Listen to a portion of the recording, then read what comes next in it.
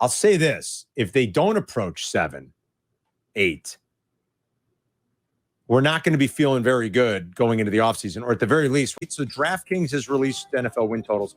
They've pegged the Bears at 7.5 right now. Is there equal juice on both sides of that, Adam? Or is one heavier than the other? Good question. I'd be curious to see if points, but I will look. Under has heavier juice right now. 7.5. What is your initial? You would guess it's minus 120 or 125. I think it's a good place for the number 7, 8. Depending if they build any momentum, I'd say 7 or 8. They feel like a 7 and 10 team, maybe, right? Yeah. With the or 8, 9. Yeah, but they got the number. They got the number at the right place. I think they do. I think they do. If they don't approach that, I'd go freeze. You're picking somewhere else. That'd be a number I avoid. The over 7.5 is minus 120. The under is even money. So the over is minus 120. Yeah, the over is juiced up a little bit. Wow. How about that, Yerk? So a little more optimism maybe than people thought might be coming the Bears' way. If you knew even money on the under. If you knew what the Bears were still going to do, and you have a feeling they're going to make some more strides in the offensive and defensive line, the Jeffrey Simmons rumors, you'd feel a little bit safer maybe taking the over. Well, it's also like, okay, so their home games are obviously the division: Atlanta, Carolina, Denver, Vegas, and Arizona. Denver and Vegas could be tough games. Yeah, but Atlanta, so could the Lions, Carolina, Arizona. Arizona's going to be one of the worst teams in the NFL. A Packers team without Aaron Rodgers. Their road games are tough. They have to go. Kansas City could be here, or it could be in Kansas City. It could be in Germany. Yeah. The Chargers, the Saints, the Bucks should be an easy one. The Bucks are selling off pieces left and right. I don't think the Bucks are going to be very good. Washington, who knows what Washington's going to look like? I think Washington's good, though. I don't know what they're doing. Their quarterback, but I think Washington's good. Their defense is good. Well, they've got skill players on that offense. They do. Who's throwing to them? I don't know. Good question. Yeah, well, if Lamar goes there, think about how tough that is. My point is that it's a very easy schedule. I wouldn't say it's very easy. Aside from the Chiefs and the Chargers. Okay, but we don't even know what the layout looks like yet. We don't know about their rest schedule, their rest edge, and things like that. Those are always important. We don't know that it's an easy schedule just yet. Yeah, you're waiting to find out how easy this schedule is going to be. You are. I'll say this. If they don't approach 7, 8, we're not going to be feeling very good going into the offseason, or at the very least, we're going to be feeling like time to trade up to number 1 to get a quarterback, right? I mean, if they win 3 games again. No, and I think you'll be better. You'll win 5 games. You win 5 games, you're feeling uneasy. If you win 6 games, you're feeling uneasy. But if you get to 7 or 8, you're like, oh, there's improvement. Like, okay, there's improvement. Yeah. What were the Bears' records the last 3 years through 7 games?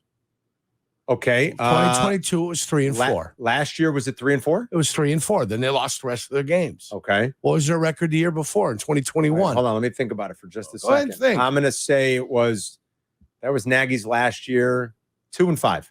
No, they were 3-4. They were 3-4. 3-4 through 7 games. What were they in 2020 through? 3-4? 5-2. 5-2. 5-2. They ended up 8-8 though. Only got 8 victories. Okay. Wow, yeah. So my point is, it's tough to tell early on because everybody believes they can win, and it's before you get into the malaise of, well, we stink. Well, we lost this guy. Well, we're really not that good. And then you go about the business of losing 3 straight games by a point, and everybody's downtrodden in the building, and you got the moving services outside and then the boxing services out there.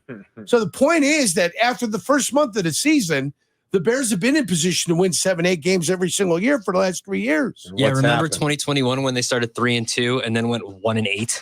Yeah. Well, last year's another perfect example. Like Jurko said, they win that Monday night game. Not that I think any of us felt like something crazy was going to happen over the course of the rest of the season, but I don't think you expected 10 straight losses. 2019. Okay, hold on. That's coming off of 18. I'm going to say through 7, they were 3-4. 3-4. Yeah. All right. Wow. After 2 months of the season, you're still in it. You're still in it. 2018, what were they? Well, then I'm going to say they were. All right. Well, they got hot later. I'm going to say they were 4-3. 4-3. They started 3-3 after that tough loss to Miami in overtime. Remember that? That was 2 losses in a row. They went 3-1, 3-3. They won their 7th game. Yeah. 4-3. After 7 games for the last 5 years, for the love of everything holy, okay? After 7 games in the last 5 years, this team has been poised to go one direction or the other. Well, like you said, they've been right around 500. All right, but that's my point, though. So how do I judge? This team is going to be after 7 games next year. 3 and 4. They're going to be 3 and 4, 4 and 3 because everybody believes they can win. That's where they're going to be.